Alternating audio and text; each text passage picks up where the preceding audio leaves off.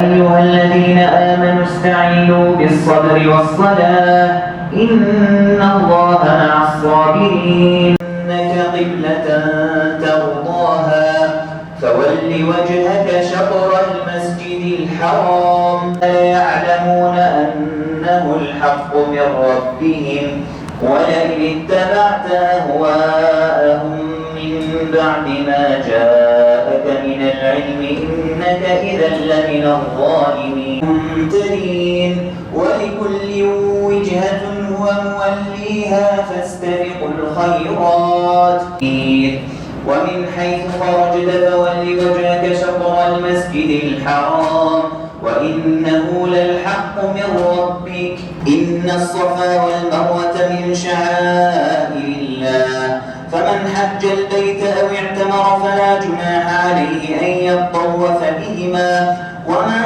تطوع خيرا فإن الله شاكر عليم إن الذين يكتمون ما أنزلنا من البيت خالدين فيها لا يخفف عنهم العذاب ولا هم ينظرون تتودم ولحم الخنزير وما أهل به لغير الله فمن اضطر غير باغ ولا عاد فلا إثم عليه إن الله غفور رحيم ولهم عذاب أليم أولئك الذين اشتروا الضلالة بالهدى والعذاب بالمغفرة. Elhamdülillah her gün mukabele programımızı yapacağız inşallah.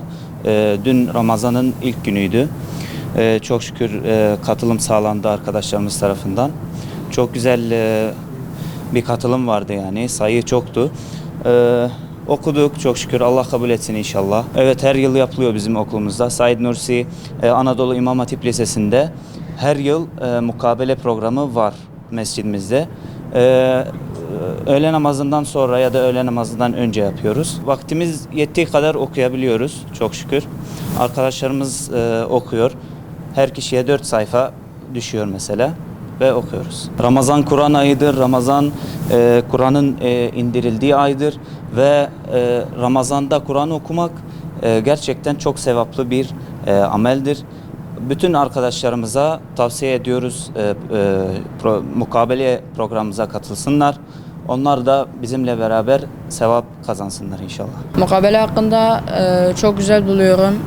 İmkanlar çok güzel. Mesela bazı insanlar da gelmesi daha hoş olur. Kalabalığız. Biraz daha kalabalık olsak daha iyi olur aslında.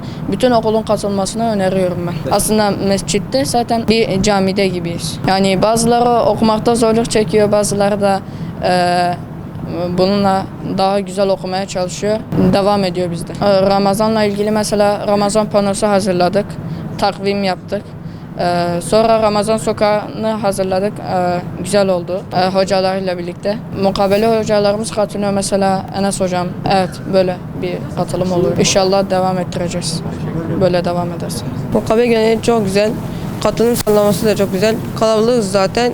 Yani daha fazla kalabalık da olsa çok güzel olur. Yani gelmelerini tavsiye ediyorum. Hocalarımla birlikte, arkadaşlarımla birlikte, bazen de tek başıma. Mukabele çok güzel bir duygu. Zaten Ramazan'da mukabele yapmak çok önemli, çok hayır kazandırıyor. Okuldaki öğretmenlerimiz, idaremiz ve müdür başardığımız müdürüm sayesinde bu mukabeleyi düzenliyoruz. Mesela Ramazan sokağı düzenledik. Panolara Ramazan ayı ile ilgili süslemeler yaptık. Örnek olarak bizim sınıfta süslemeler yaptık. Bu hafta yaptık ve bu süslemelerde birinci olan ödül alıyor. Ramazan sokağı da var. Koridorda Ramazan sokağı var. Öğretmenlerle birlikte Ramazan sokağı yaptık. Orada süslemeler yaptık.